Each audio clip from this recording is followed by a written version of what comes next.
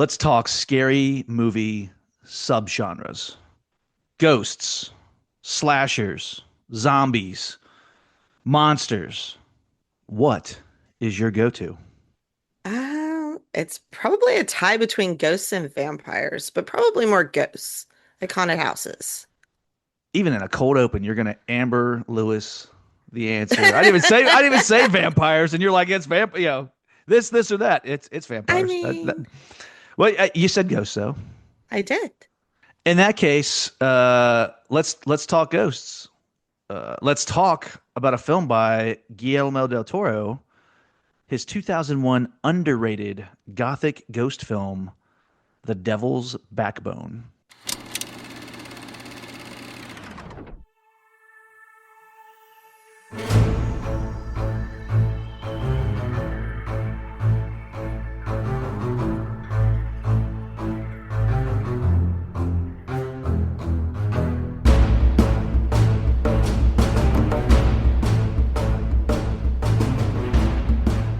Hello, everybody. I'm Jeff Johnson, I'm Amber Lewis. and this is a Film by Podcast. Amber, I'm excited because it's October. We've been talking about scary movies all month long, as we typically do. And you, like we were putting the show together months ago. You're like, "Hey, I'm in. I want to talk Del Toro." And immediately my thought was, "Okay, I got to go ahead and tell her that we can't do Crimson Peak because we already did it. That's We probably what she did. wants to talk about." And then you come back and you're like, "It's got to be The Devil's Backbone." And I was Yes. like, "Oh, okay, okay." My question to you, because you could have picked any director, you could have picked any movie, and you were all for Del Toro. What's the deal with Del Toro? Why is he your guy? I have such a crush on him. Like, it's Christopher Nolan, and then like half a step below is Guillermo del Toro. Like, he is the most intelligent, sensitive, erudite, amazing guy. And if you listen to any interview of his, you just completely fall in love with him. And then he creates these movies that are just creepy and kind of gross, but beautiful. And it's just, he's just fascinating to me. I don't think there's another director that can merge beauty and horror as expertly as he does. I'm No. with you on this. I'm with you Yeah. on this. Yeah. 100%. Yeah. Well, and this isn't your first time talking about your boy Guillermo, right? No, over on the Docking Bay 77 podcast last year, we did an episode on Mimic, which um, is not one of his greatest for many, many reasons, and we go very deep into that. But I also get to just expound about how wonderful he is. So it's one of my favorite episodes that we've done. If you weren't gonna bring it up, that's why I had to mention it right now because I thought that was a fantastic episode, and it helped me understand why you wanted to do a Del Toro film here.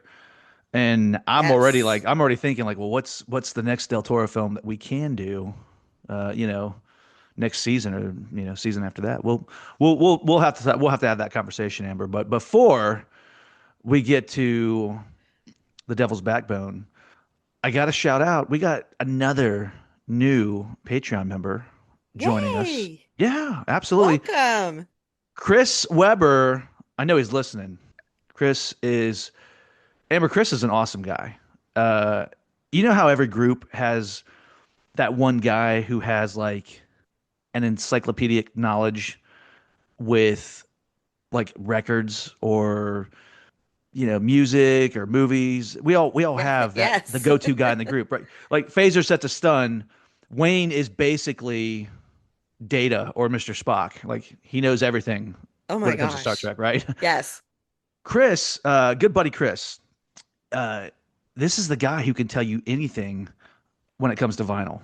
I just I got to shop with him a couple weeks ago, We're actually in Missouri for the Shirley Fest. For with our good friends Jason and Dee from the Shirley You Can't Be Serious Yes. podcast. And Chris is like, "Hey, I found this spot in town. They got some vintage record." Just watching it, he was like a surgeon. It was cool to see. He found something that was like, I don't know. Chris is probably laughing because he's like, yeah, he has no idea what he's talking about. But it was very rare. Like I watched Chris look hmm at this thing and examine the actual record. It was like watching Indiana Jones look at you know a relic. So, I love but people like that that just have yeah, that niche knowledge.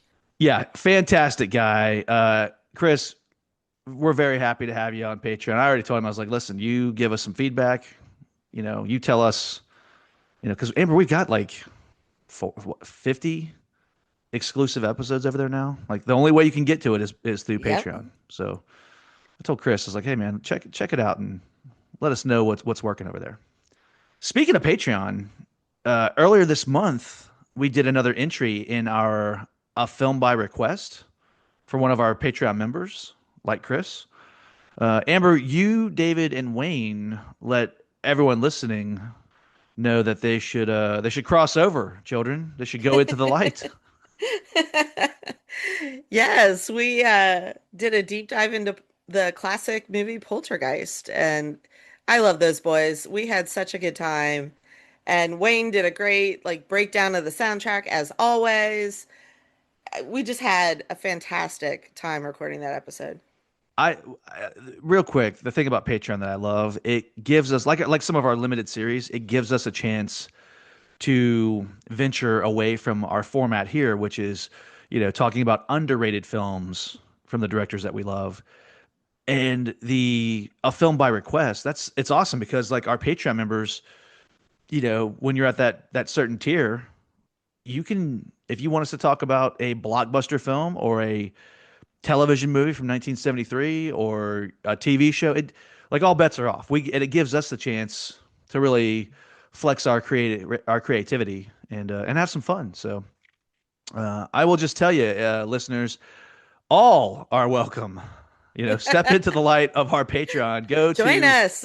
Yeah, join us. All welcome.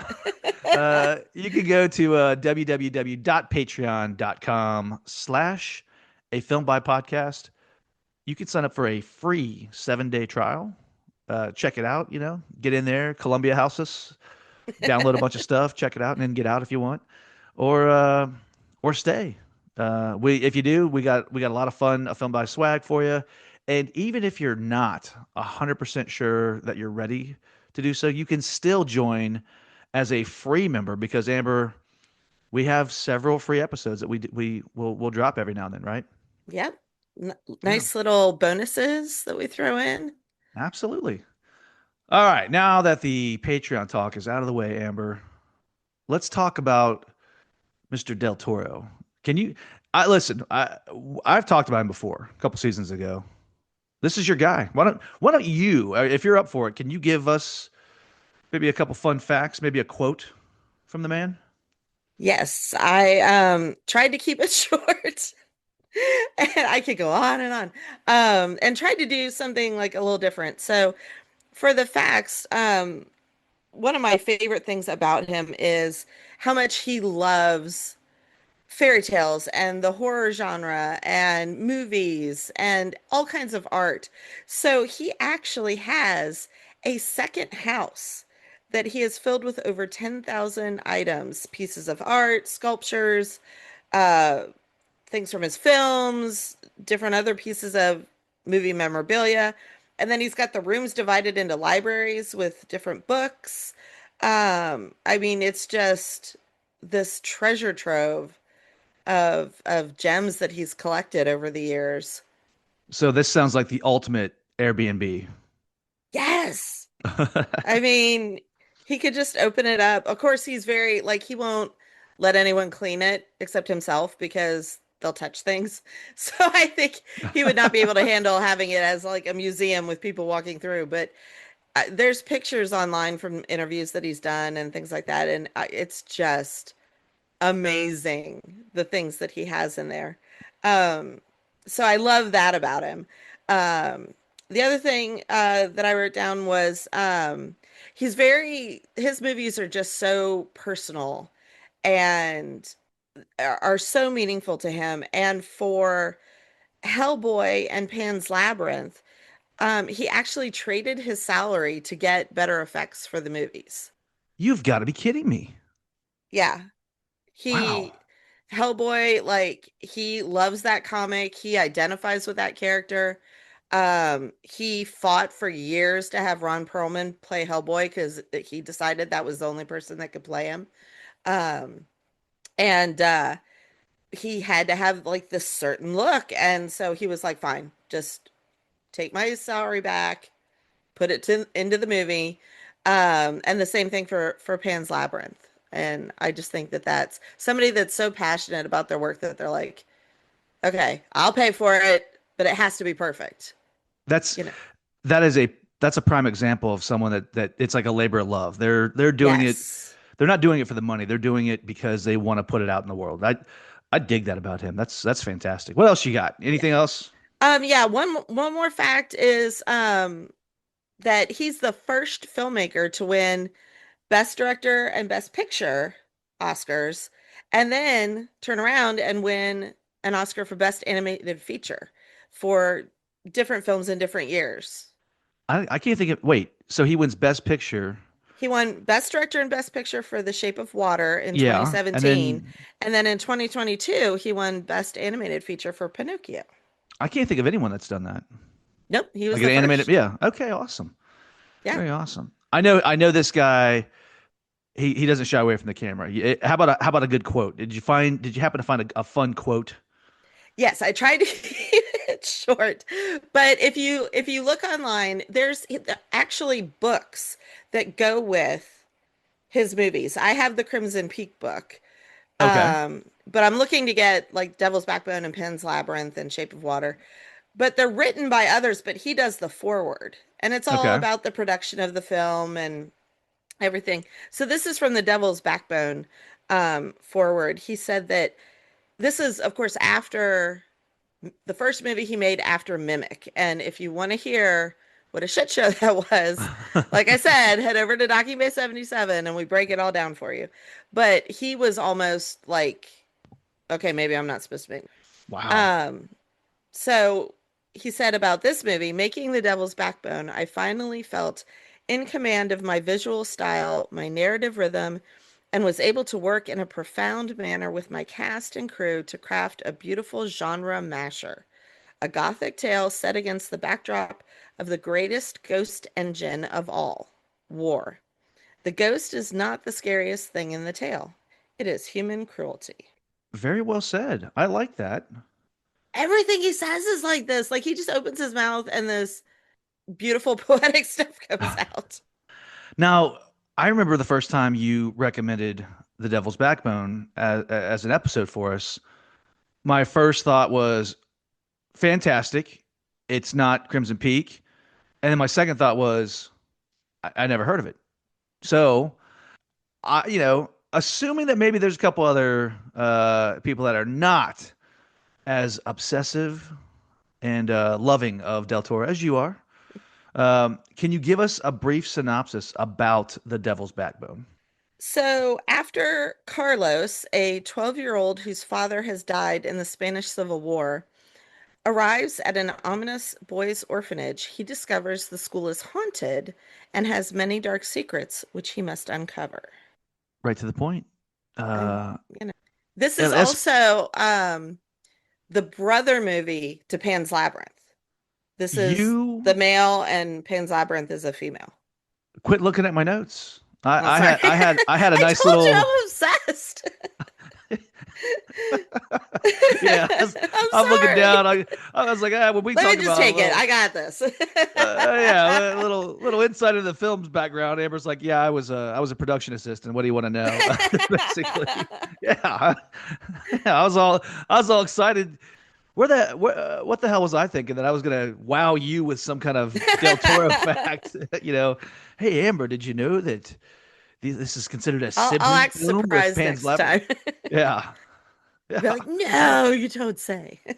yeah. This is the you know. If Devil's Backbone is the brother to Pan's Labyrinth is the sister to Devil's Backbone. Yeah, I thought that was a pretty cool fact to share later on, but yeah, nothing's gonna get by you. I We're gonna know dive that. right in. Yeah, we let's just yeah. I think this one's gonna be a little bit different, anyways. El Espinazo del Diablo, The Devil's Backbone, Amber. Uh, Highly rated film across sites like Internet Movie Database, Metacritic, Rotten Tomatoes, Letterboxd. Highly reviewed film with critics. Roger Ebert gave it 3 out of 4 stars. Those aren't easy to And come by. He's no, tough. and I like this fun thing. Like sometimes if you just Google a movie title, then there's like the sub Google questions, like the most asked questions. And Yes. I don't know if you've ever picked up on this. People like the people also ask segment. Yes. It's always is insert film title a good movie. And I had to look. I was like, well, what are people thinking? And I hit the little drop down box. Is The Devil's Backbone a good movie? And then it says here, The Devil's Backbone is a mesmerizing and inventive addition to the ghost story tradition. The film moves slowly, but that is a definite advantage to it. The slow pace allows us to get to know and even care for the characters before the horror starts. And this makes the horror all the more potent when it does start. Now, I read that. I see what Ebert's talking about. I hear you talking about it. And I go watch the movie. And shocking plot twist, Amber. What am I missing? Because literally, this film did put me to sleep. And What? the only thing remotely scary is its runtime of 108 minutes. What you're the voice Oh of reason. my God. Help me out. Teach me, Amber. What's going on? Like, why didn't I get it? I don't know. Help me. I don't know. Were you put off by the fact that it's Spanish language and the No, I subtitles? That listen. puts a lot of people off. I think that's why it's Well, not as well known. okay. So 9 times out of 10, you give me a movie, a foreign film. As I've got subtitles. I'm reading it. It will not bother me. However, with it being a horror film, you should be focused on what's in the room, what's about to jump out, right? And when my eyes are busy at the bottom of the screen trying to read everything, and it's a little fast, like some of the dialogue's fast paced, so I'm trying to Hmm. read and keep up, and I'm not, and I feel maybe I'm missing, like I was like literally missing some of the footage because I'm too busy reading, because that I had the option. You either watch it with subtitles, or you can have, it can be dubbed. And I just can't do that. I can't do the dubbed version of stuff. I don't know about you, No, because it's I if think it's it meant takes to be away. in a language, then you need to hear it in that language, even if you don't Yeah. understand it. Well, and that's just it. Like I feel like if I'm hearing someone else's voice, it's taking away from the performance of the actor that I'm watching. Yes. So I have to have the subtitles. I have to, So I don't know. I'm not going to say that that's the main reason. That's the thing that took me out of No, this but I because do agree with you film's that gorgeous. I've seen this movie so many times. Like it scared the pants off me the first time I saw it. Um, but it's not really scary anymore. Yeah. But I don't have to read the subtitles like word for word because I pretty much know what's going on. So I'm able to just sort of relax and enjoy the visuals Yeah. and check in with the dialogue, kind of every now and then. So, maybe that's why I have a different experience, Yeah. And watching it. Because there are scenes that are like legit scary. okay, we're gonna get to them. We'll I we'll mean, we'll unless talk you about don't think some. ghosts are scary, Well, maybe ghosts don't scare you. well, yeah, no, ghosts are scary. Like Poltergeist still is scary. Hmm. The Conjuring movies, I think those are scary as hell. Sinister, if you ever saw Sinister with Ethan Hawke, that is scary as shit. Like there's ghosts are scary, and here's the thing, I think ghosts are more scary than any like 6 foot tall maniac with a hatchet or a chainsaw. Because at least with those guys, I'm probably gonna lose, but those guys I are was gonna say you're a tangible. I boy can though. It's those are scarier for girls. Yeah. Well, I can fight Jason Voorhees, right? I can Yes. throw a chair at Michael Myers. Something that when shit's flying around the room or the walls are bleeding, I can't punch that. No. That scary ass nun, from the Conjuring universe. I can't punch her in Yes. the face. I'm scared of her. I won't watch that movie by myself, Amber. I'll admit it. It's fine.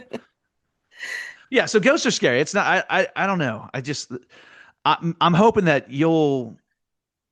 maybe this episode will be more of a low key exorcism. You'll heal me. You'll find the way to bring me to light, and be like, oh, I didn't look at the movie like that. We'll find out. But I'll get you there. Don't worry. but before we talk cast and crew, let's take a quick break, and then we'll get back to the Devil's Backbone. All right, Amber, we are back. We're talking about your guy, Guillermo del Toro, and his gothic ghost story. That's not Crimson Peak. It's the Devil's Backbone. I'm gonna ask you because I know my answer is already blank slate. There's some great acting in this film, Yes. but I don't recognize a single person. So I'm gonna kind of put you in the driver's seat here, and let's talk about some of these characters. So let's talk about some of these actors. Who are we talking about? Well, the one that I had kind of a leg up on the story the first time I saw it because um Eduardo Noriega, who plays Jacinto, was in Abre los Ojos, Okay. Open Your Eyes, which is the Spanish version of Vanilla Sky. Oh, I love Vanilla Like, Sky. okay, well, Vanilla Sky sucks. Abre los Ojos is really good. Wow. And this guy played such a jackass in that movie. Like I hated him in that movie, but you're supposed to. So he showed Yeah. up and I was like, ew, this guy, which you're not supposed to when you first see him. You're supposed to be like, well, hello, Yeah. You're caretaker. talking. Yeah. I So the big total reveal for me was like, well, I saw that one coming because he's a jerk. total misdirection because uh Jacinto, I'm like, hey, what's up, Spanish Eli Roth? Like this is like is this the hero? This is the hardworking guy? He's got the beautiful Hmm. the beautiful bride. Okay. No, the guy's a dick. Yeah, he's the worst. He is He's the the absolute worst. worst. Yeah. Um, Uh, how about okay, can I tell you who I like? Who yeah, like my yeah. go-to? One person I really enjoyed. Federico Lupi. He plays Does he Doc. not give off like Christopher Lee vibes? He does. I think That's that's what I kind of why I was get. digging him. Yeah. Uh, so allegedly, his his character was heavily based off of one of Del Toro's uncles, who Del Toro claims came back as a ghost. And if I you mean, if you buy into that, then you're like, yeah, this guy, Dr. Casares, I don't know, I did like his character a lot. I like the whole yes. book in the book endings, with like the what's a ghost, like him kind of Yes. giving us that narration at the beginning. And truthfully, at the beginning, when we're getting this weird, like, what am I looking at? Am I underwater? Am I not underwater? I think that I know what that is. That looks like a corpse, but I'm not sure. And you've got this, like this world's most interesting man kind of Yeah. narration about what is a ghost, and kind of like it's almost like a philosophy course. And I'm in at that Hmm. point. I'm like, and I'm in because of Dr. Casares and his character. So really enjoyed him. Really did. Yeah. Yeah, for sure. I also just love the kids. I'm surprised. The kid, well, our lead, Carlos, Yes. Fernando, Chilov. Maybe. I do French. I Uh, don't do Spanish. that's right. That's all. That's right. You're the expert on French pronunciation. But Okay, we'll we just got. apologize in advance for Yeah, saying their names wrong. I expected him. This movie comes out in 2001, and obviously he's an adult now. Hmm. I just would have figured he would have been like one of those breakout stars that we saw him in some foreign films, and then he, like Quentin Tarantino or someone like that cast him in a movie, and then all of a sudden he's Hollywood's new it guy. You know, Yeah. he's fantastic. He really is. Yeah. He's amazing. I just, I love him so much. I love his character. Guillermo del Toro has a way of getting performances out of children that are just spectacular. It's one of those situations where these kids they're orphans. We're in an orphanage, right? This is during the Yes. was it like the 1930s, late 30s, the Yes. Spanish Civil War. Right before World War II. Yeah, and these kids at no point do they actually have conversations that children would have, with exception to Carlos kind of sharing, like he's new to the orphanage and he's sharing like, hey, I got some comic books, I got some toys, and the other boys are like, oh, cool, let's check this out. But other than Yeah. that, their conversations are very adult, and normally that would bother me to some degree. But then again, these kids, their whole life is like war, hunger, misery. I mean, Yeah, what would you even call it? the Like the the night when they sneak out of bed and they're going through all of Carlos's comic books and yeah, toys and stuff, like they're talking about like this war's never gonna end.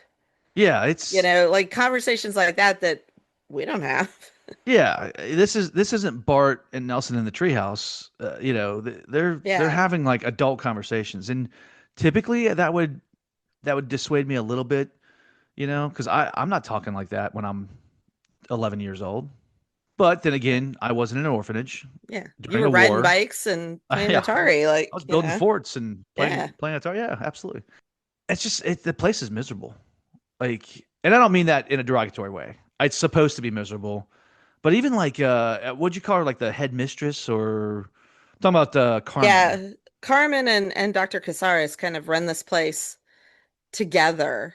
Yeah, But she's got like a tenderness towards the boys too that if you think she's just going to be when she's telling him like this is your bar of soap, it has to last you a year.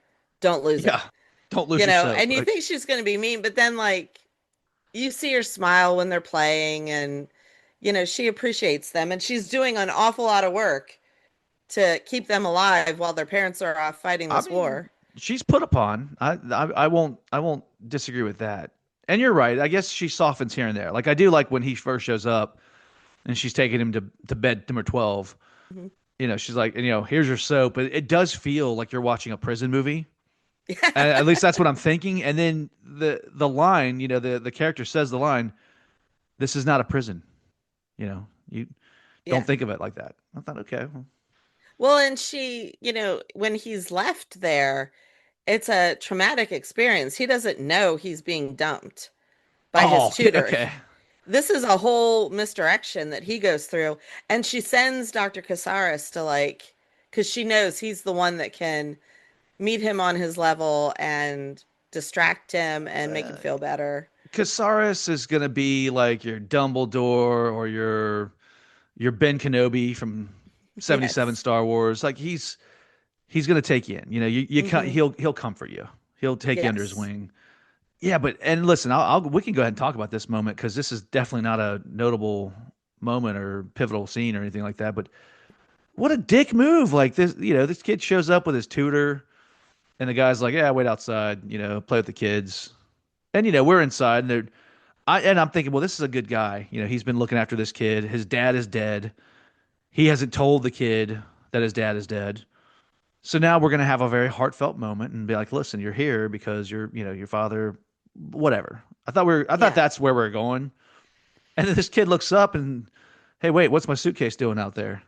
And he's literally running with his suitcase in hand after the car. Like this guy couldn't even stop to say, he couldn't even lie to him and just be like, "Hey, we'll be back in like a week," or Yeah. just Nope. dick move, Amber. Just Yeah. I was like, "Come on, man. This kid's life isn't hard enough. You're just gonna ghost him like that." I mean, he is See what I going did there? back. Hey, God help us. um, you're off track now. yep, totally lost the thread. um, but yeah, I mean, he's going back to the front line. He's probably going to be killed himself, so Yeah. I'm a little empathetic, but Yeah. I guess. You could have Still been a think little kinder to the child that could have you've been been cool. tutoring and taking Yeah. care of.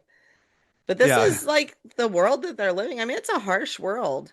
But I Yeah. love the way it's shot. I love looking at this orphanage, and it's an interesting building, and the colors are beautiful, and the way the walls kind of are weeping, like they look like they're crying, and I there's a lot of interesting things there. And that yeah. metaphor of that bomb in the courtyard is amazing. Oh, I love that. Like at That and it's first, always in the background of scenes. it's You're almost never like a away from it. character. Yes. It's a little foreboding. I will say that. At first, I thought, oh, this is kind of cool. What's the story? Okay, not much of a story. It's just there. It's a set piece, but a cool one, right? Do you want to talk a little bit about the? I got a couple things about the film's background. Sure. You already know them because you know because you're Possibly. you. Okay, well let's test your knowledge. Did you know that Del Toro wrote this while he was in college? Of course you did. I'm not even. Don't even pretend. Let me, I'll tell I'm you what. Let like, me just. should I lie? That's it. Just let me just do this for our listeners who uh who don't know everything about Guillermo del Right? Toro. Yeah, he did. So he writes this in college. It's a very intensive labor of love for him. You kind of mentioned that some of his projects are very personal to him. He was 16 years in development on this. I do know that he cites the Spanish comic series Paracuelos by Carlos Jimenez as inspiration for the film. It was, I guess, the comic is set. It's like an orphanage in the 1950s. Is the You're shaking your head like, of course I know. I know that Sorry. he said that. I don't know anything about I Oh, I haven't thought personally read the I comic. was waiting for you to go. I've got the first three volumes No. of Paracuelos. What are you talking about now?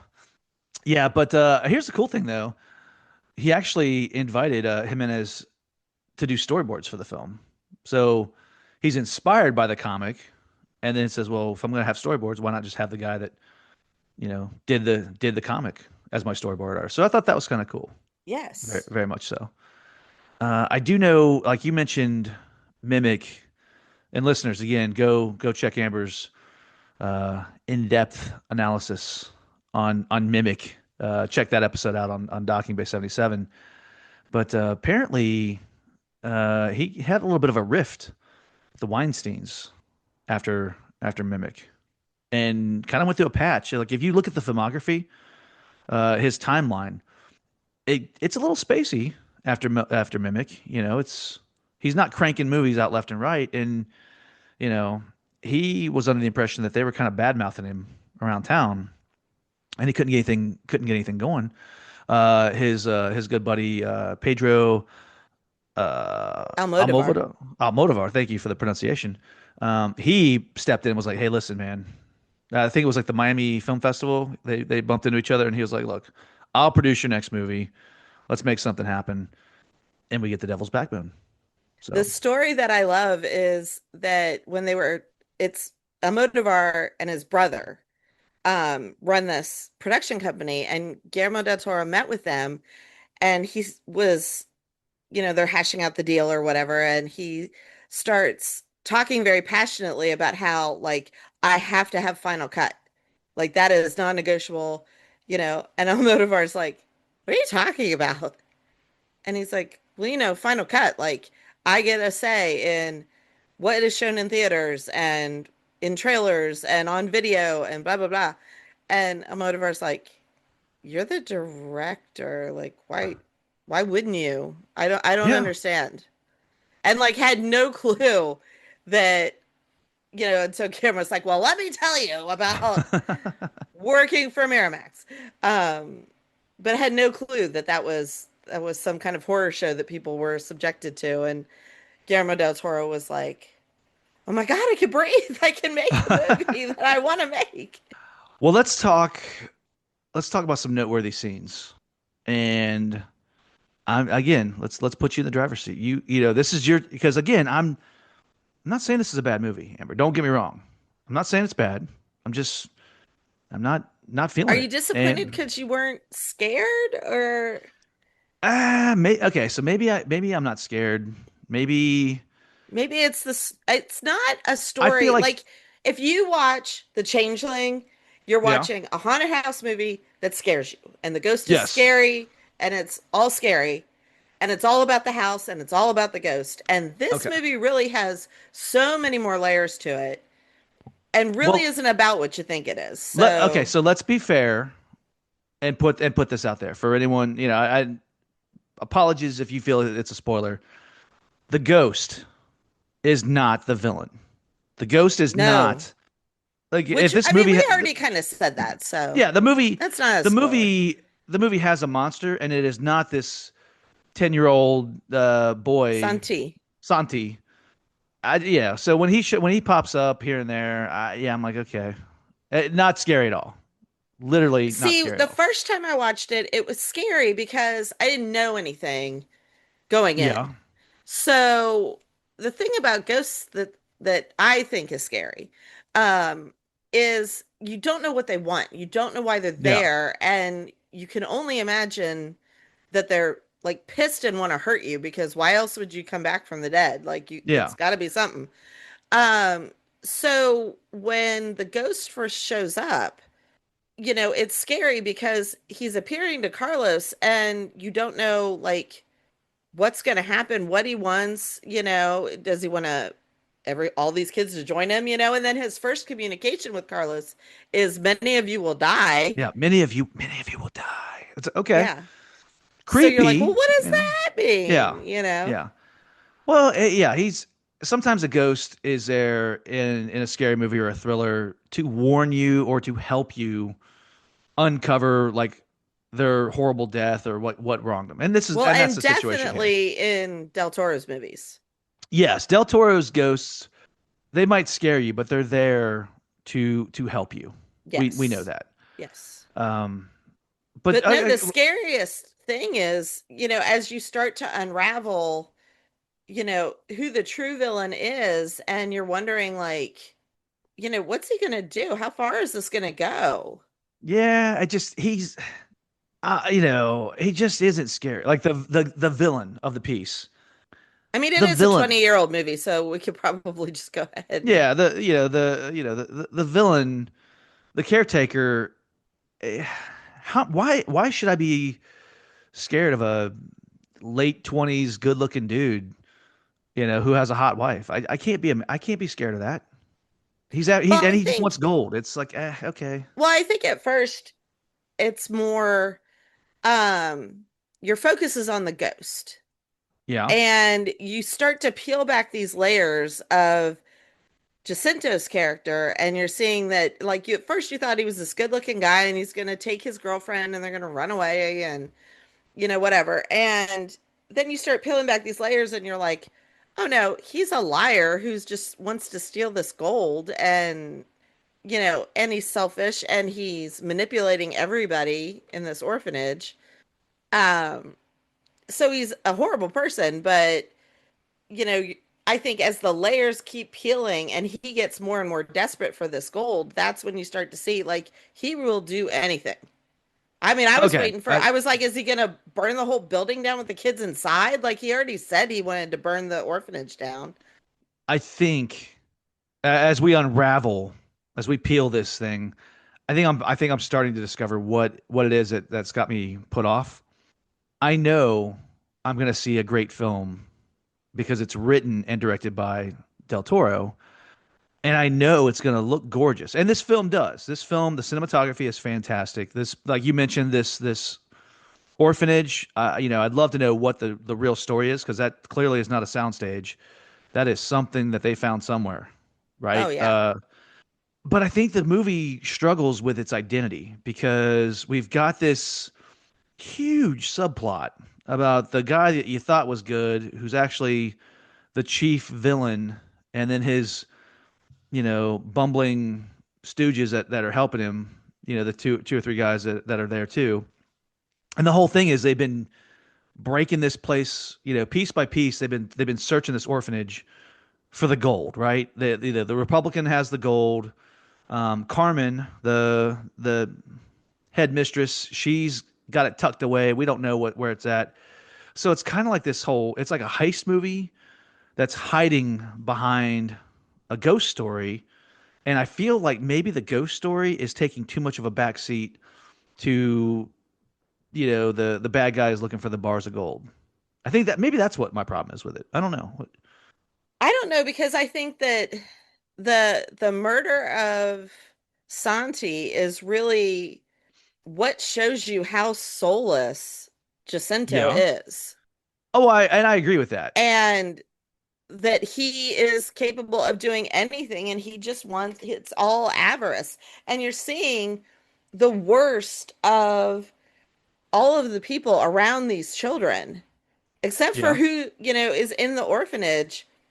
Um, Everybody else is awful. Like you see these fascists catch a bunch of Republicans and just murder them all. Yeah.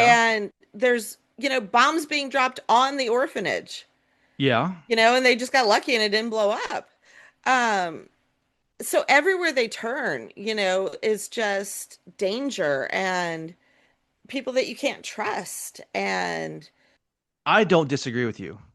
I But think yeah, the it's more just a different movie than you thought it was going to be. And I you're I like still reeling from, this isn't what I thought I was going to watch. yeah, okay. So I don't think yeah, you're right. I wasn't properly prepared Like because you thought you were going to watch The Orphanage, maybe. or Yeah. The Or Changeling like the or something others, like that. The something like Others, that. Yeah. The yeah. other yeah, the others comes out. Think about that. The others also came out in 2001. Hmm. And we're going to talk about that next season. Spoiler alert. All right, don't say Yes. anything else because we're I've gonna already keep our threatened your life that I have to be on that episode. So we're definitely we'll talking about it next year. you'll be on the others episode. But here's the thing. I think you're right. And I'm gonna I'm gonna put the blame on Prime. I don't know if I can do that, but here's my case, Amber. Okay. Something that bugs me about Prime. When you watch, like, listen, I love that they've got a big catalog and Prime's one of the streamers I use all the time. Yep. Can't get But away the from it. thing that bugs the shit out of me is sometimes you will pull up a movie on Prime and you will click that little link to watch the trailer and you will see the trailer to the movie. And sometimes, depending on what the film is, you will not see the trailer. You will see a scene from the movie. So Oh, okay. See, I never yeah, do that. So I don't know anything about this. so if you go to Prime right now, which Hmm. is where I watched it, and you hit the trailer button, what you're gonna get is the scene where Carlos first shows up, and it's um it's the doctor and Carmen. It's that scene where they're up in the second floor and they're looking out, and the doctor's like, "Hey, uh, Ayana's back and And he looks like brought he's another injured, and kid. he Yeah. he brought another kid, and Carmen's like, we don't want another kid, get scram, and we can't Hmm. afford him, we can't feed him, and it's that 2 minute scene, and it's boring as hell because you're like, wait, what are we doing? What's going on? And that's Well, and that's in the that's your context of the movie, it's an establishing, you know, bit of exposition that you need. we do But need it in the movie, for like a trailer, though, but when no. you click on it, like, all right, let's watch the trailer. Especially when the ad for it on Prime, like the cover picture, Yeah. is like almost exactly the same one page as Insidious with like creepy kid with the glowing Yes. eyes, that kind of thing. So that if that's what you thought you were turning on, like you're I gonna be like, what the Yeah. hell? It was kind of a buyer beware. Like I was like, wait, I bought cool creepy ghost story in an orphanage, and I got historical wartime heist movie for gold. And there's a 10-year-old in Oh God. scary Is makeup now that pops when up you every now and tell me then. you haven't watched Pan's Labyrinth and we're gonna have to go through this all again. No, I've seen Pan's Labyrinth. I think it's brilliant. Yeah. There's very few. Honestly, I haven't seen Kronos. I hadn't seen Cronus is this. weird as shit, but it's Okay. really good. It's kind of gross though. Yeah, I will say the bulk of his filmography, I've seen Mhm. it and I love it. Yeah. You know, I mean, this is our second Del Toro episode. Obviously, Yeah. if the guy's a hack, I'm like, we're not doing that. Sorry, Amber. Pick somebody else. I But no, think you just need, I think this one, like, revisit it again, I feel when like you're having a Del Toro marathon and I think you'll appreciate it more over time. By no means is this his weakest film. Not even close. Oh. No, I will say that. I feel like again, it's October. The leaves are scattering. It's a little chilly outside. Pumpkins. It's time for scary movies. I could watch this again in say December or March or Hmm. the next time I go. And I'll be honest. I could give it another shot. You know, I'll let my memory fade a little bit on it, and then go into it going, hey, you are not about to watch a scary movie. You're No, the about to ghost was watch. like incidental.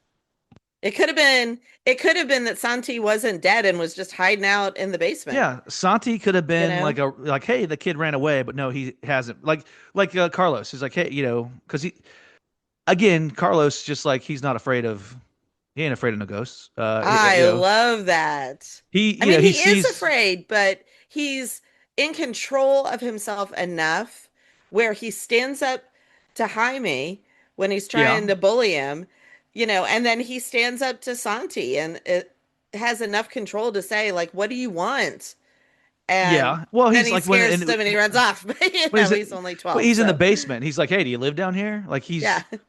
he's like Peter Venkman all of a sudden. He's like, he's just making small talk. He's being Right? casual about it. So yeah, I don't know.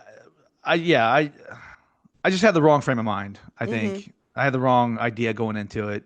Well, and there's so much that's beautiful in it that are just little things, that aren't really drawn attention to, but they're just there and they're beautiful. Like you've got this whole thing with Jacinto stealing this gold.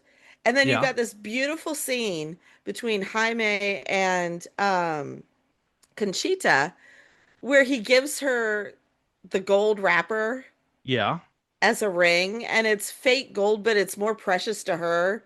yeah. I just I love those things. Like it's beautiful.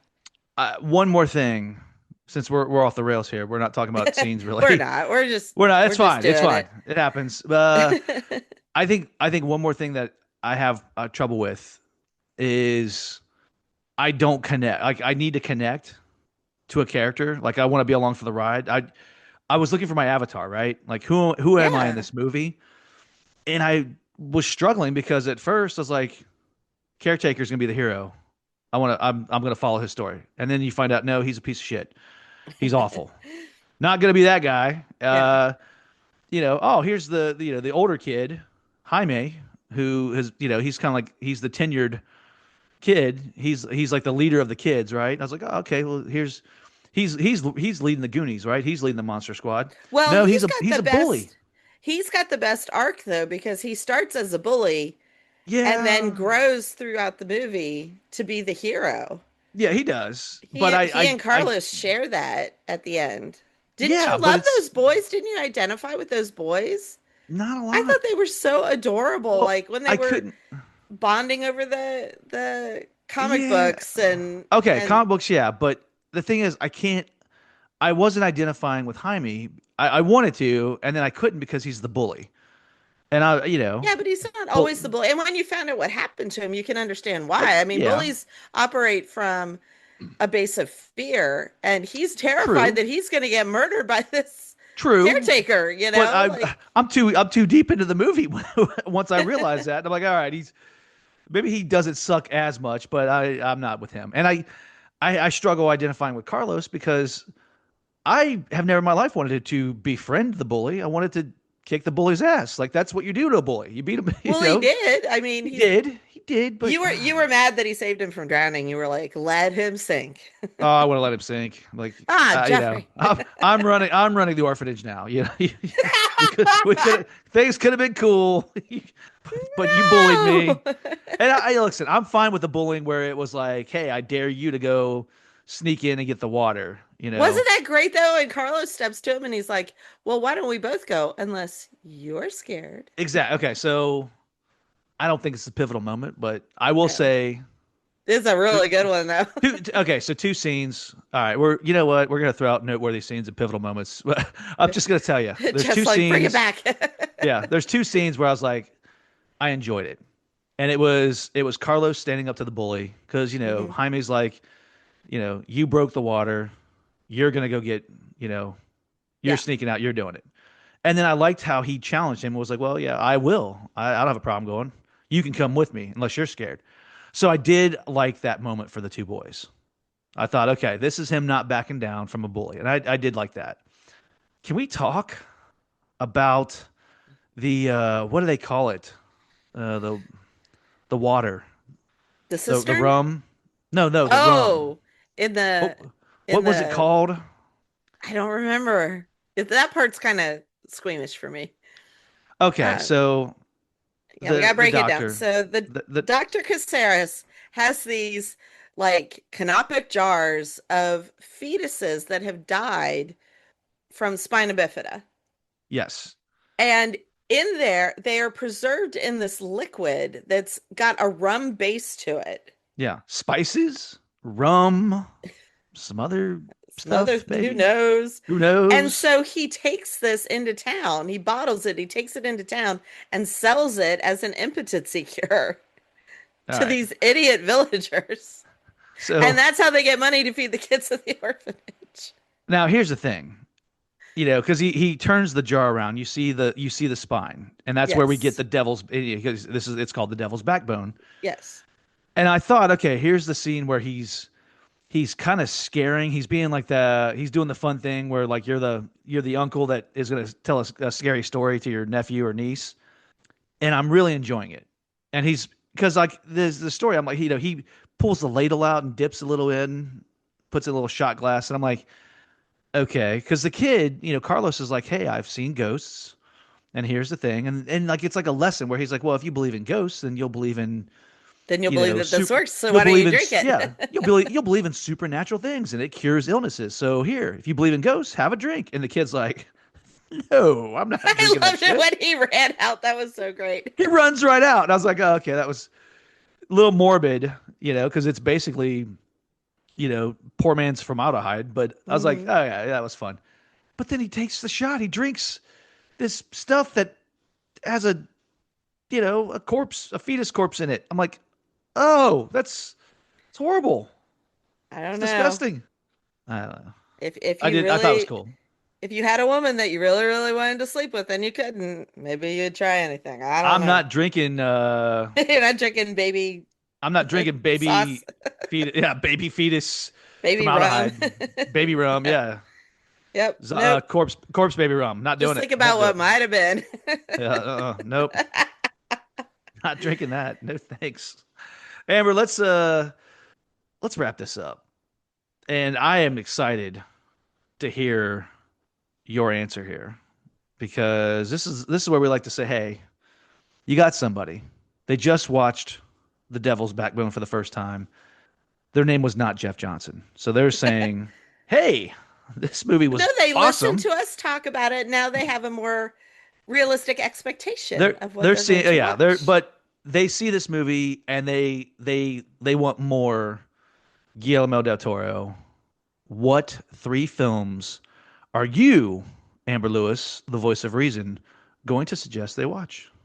Okay, What's well, your first what's your first choice? I have two lists if you want them. I have Liam's list No, and then I have my list because Guillermo does like comic book stuff and then he does his own stuff. So I listen, came no. prepared. Let me But tell you my something. list, Listen, Cheaty McCheaterson from I'm not, Cheaterville, I'm Cheater, offering you options.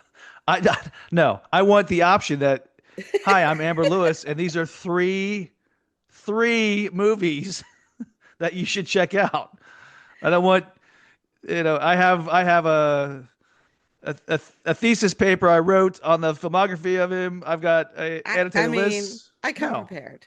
you did, but I want your choices. No one else's. You're not gonna Scott Hoffman this answer with my my answer. I have one answer broken down into 26 parts. No, we're not doing Right? that. Give me your I got a first. PowerPoint all ready No, to go. you save it. You save it. Okay. Give me your first choice. My first choice is my absolute all-time, cannot be topped favorite of his movies. The sister movie to this movie, Pan's Labyrinth. What a weird and beautiful film. Oh my God. The Fawn. I Yeah. love him so much. I love the little girl so much. I love all of it. That movie to me is one of the perfect movies. Doug Jones, who let's be honest, Doug Jones is in practically He is every the Del Toro MVP film. of Del Toro movies. Yes. Do you know the film by Doug Jones story? No. Can I share it real quick?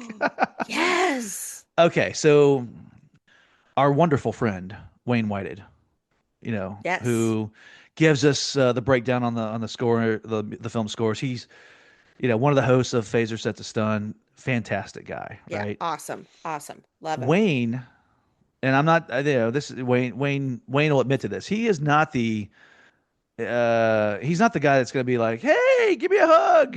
He's not that guy, right? Hmm. Wayne will, if he sees you, if you're a celebrity, Wayne's going to come up and be like, "Hey, I thought you were great in this movie and that movie, and the This episode of three Star Trek. this episode of Star Trek," and he's just going to be cordial, right? Yes. Uh, Doug Jones, I want to say it was Motor City Comic Con a couple years ago. Apparently, Doug Jones is in one or more Star Trek, show episodes that he did. Right? Hmm. Wayne's got this incredible Star Trek poster. He's getting him to sign. And apologies, Wayne. I know you're listening. Maybe it was Doctor Who. It was either Doctor Who or Star Trek. Hmm. But Doug Jones is in one or both of them. Hmm.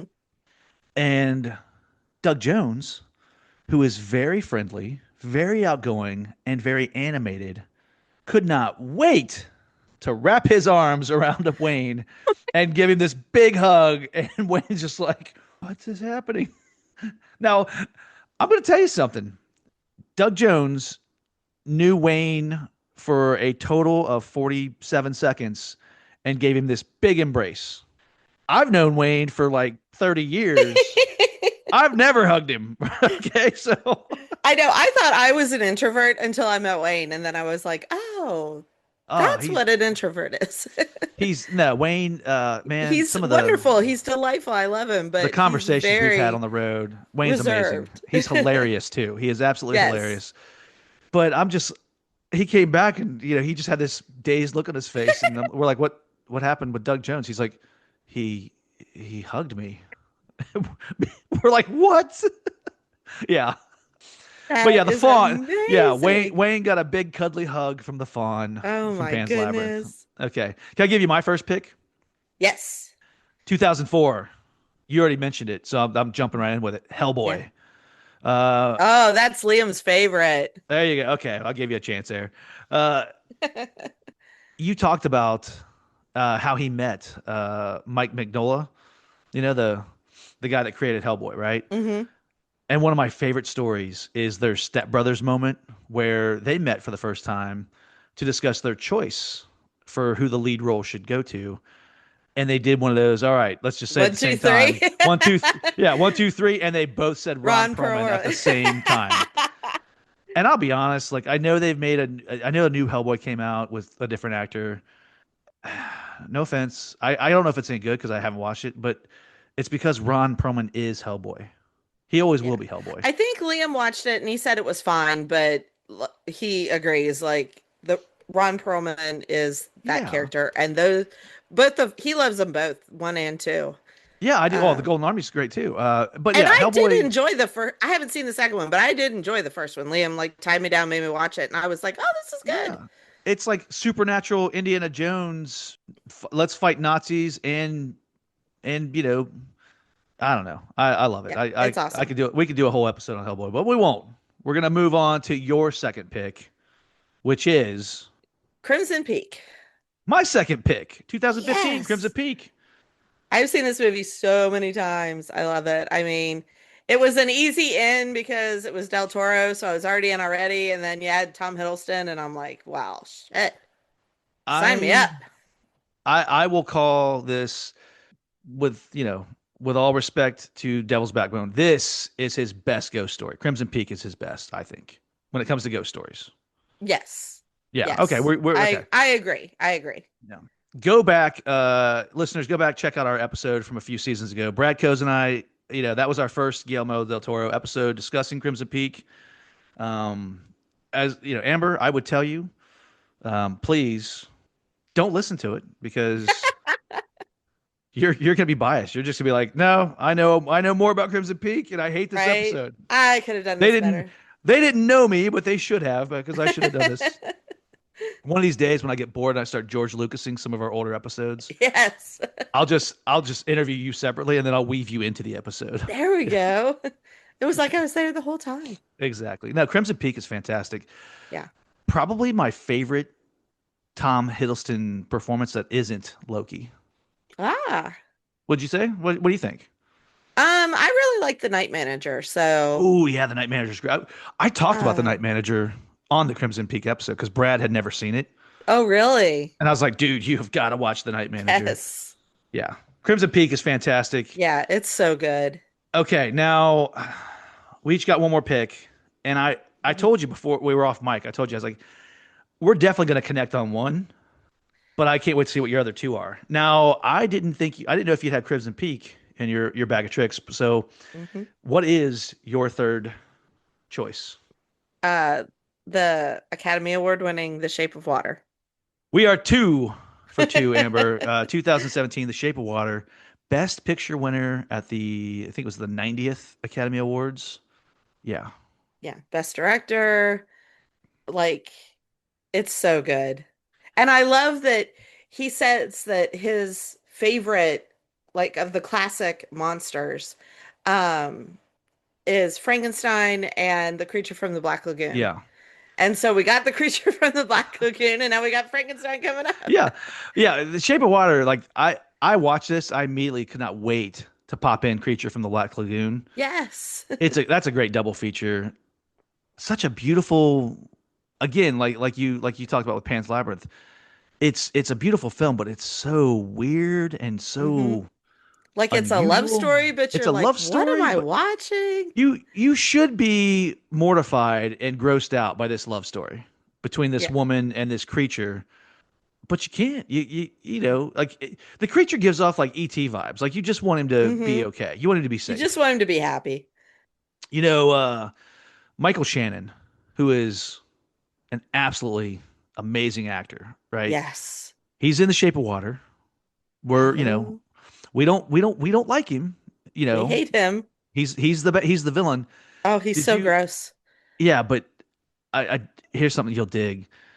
Michael Shannon, he should be sitting in that audience at the Academy Awards. He was actually at a bar in Chicago. I'm forgetting the name. It's like an ale house, and he's sitting there in the bar alone, watching the Academy Awards on the TV. And the bartender, who obviously is a cinephile, he's got the Academy Awards on, not a ball game or anything like that. He recognizes Michael Shannon and he's freaking out. He's like, Michael Shannon is sitting here watching the Academy Awards, having a drink by himself.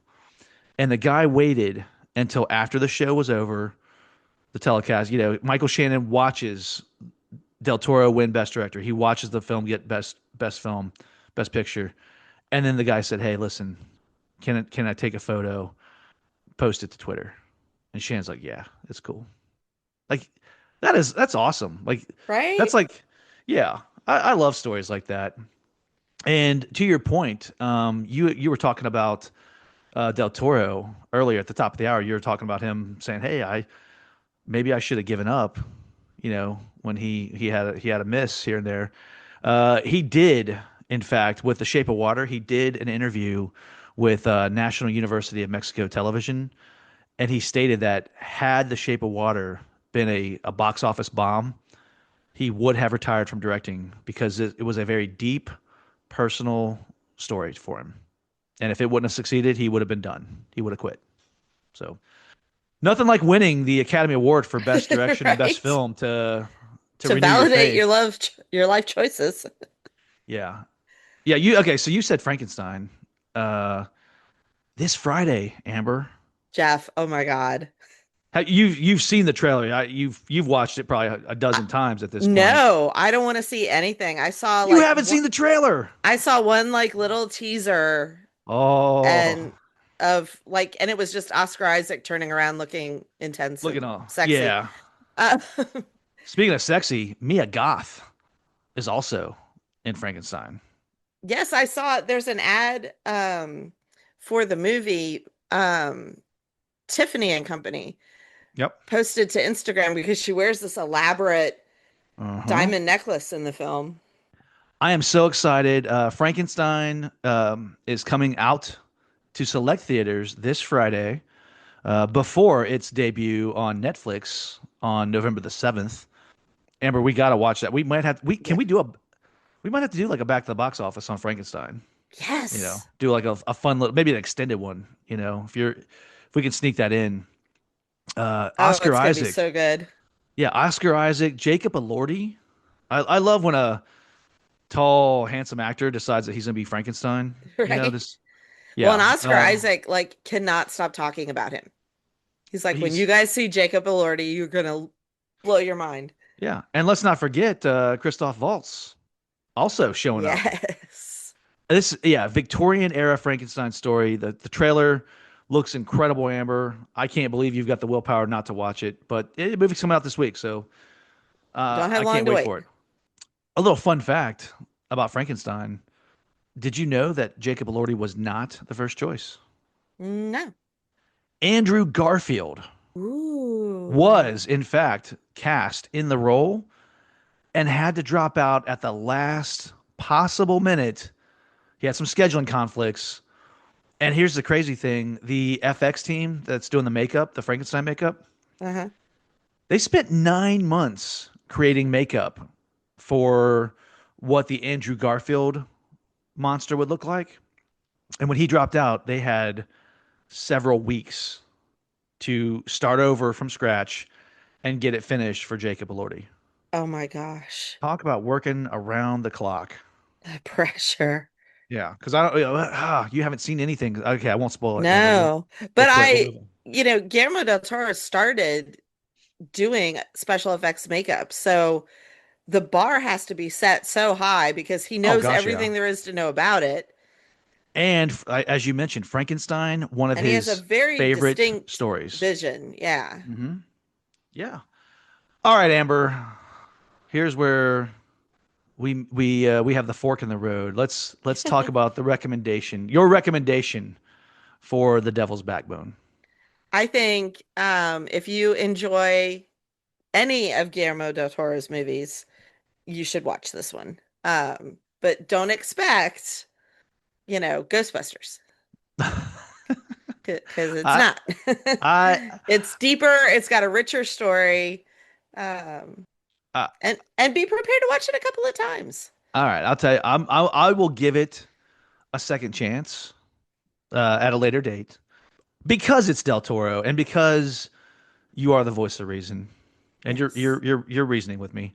Um, but for my part right now, I gotta say, I need my horror to have more ooze, less snooze. You know, I this one's more drowsy than dreadful, Amber, and that's Oh. I'm just being honest. But Well, yeah, I listeners, mean, everybody has their opinion. yeah, listeners, what's your opinion of The Devil's Backbone? Have you seen this one? Is Amber right about this one? More often than not, she is. We'll see. You can let us know on social media. You'll find us on Facebook, Instagram, and X. You can check out the website, filmbypodcast.com. Everything we got is there. Links to the Patreon, if you're curious, like Chris Yes. Webber. If you want to hear a lot of exclusive content that Amber Lewis has done, from everything from like the 1986 series to like, request episodes to she's there. We're all there. Yeah. And reminding you, all welcome. Cross over to Patreon. Um, or reach out to us. You can email us at a filmbypodcast@gmail.com. There's a link on the website, so if you can just go right there, hit us up on our website, and we'll definitely we'll hit you right back. And if we share your questions, comment, or concerns, we'll read it on the show possibly. And if we do, we will definitely send you a Film by swag. We got the Amber. I'm sad to say that the color changing stadium cups are in very limited Yes. supply. They're almost gone. Oh no. I End of an have era. mine Yeah, though. I've noticed you drinking out of yours It, this it whole holds this a whole time. margarita very well. Yeah. Yeah, it'll change the color of your margarita the second you put it in that cup. Yeah. But yeah, the original logo's on there. They're about gone. But you know what? You email us if we read on the show. We'll save you one. We'll send you one. We got the stickers. We got the new shirts. Oh, the shirts are Everyone's lovely. everyone's like so soft. It's so snapped and I'm snaggly. yeah, secret. I'm like, hey, I changed the logo. No one gives a shit about the logo. They're all like, this is the softest shirt ever. Yep. So And it it's like, comes in okay, purple. yeah. Well, it was a very limited run, Amber. The limited edition came in Oh, purple. I'm special. I got a purple Yeah, one. you got one. Well, I'm Well, wearing I got one. the gray one. There's purple on the gray one. Yeah, yeah, it's good stuff. But Amber, I do want to thank you for recommending Guillermo del Toro. He is without a doubt.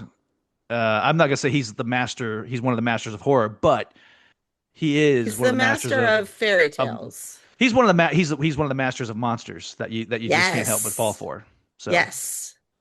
we have just a few more episodes to share with you this month. A few more scary ones. Amber, I know you're not going to be back for any more of the scary stuff this month, but I looked at the schedule for next month.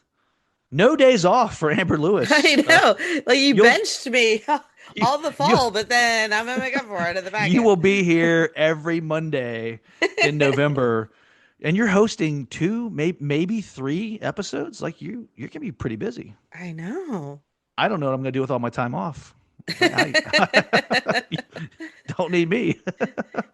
But no, I Heavily know edit to make me sound like I know what the hell I'm doing. you always know what you're doing. And I listen. You've got some great choices coming to our listeners in November.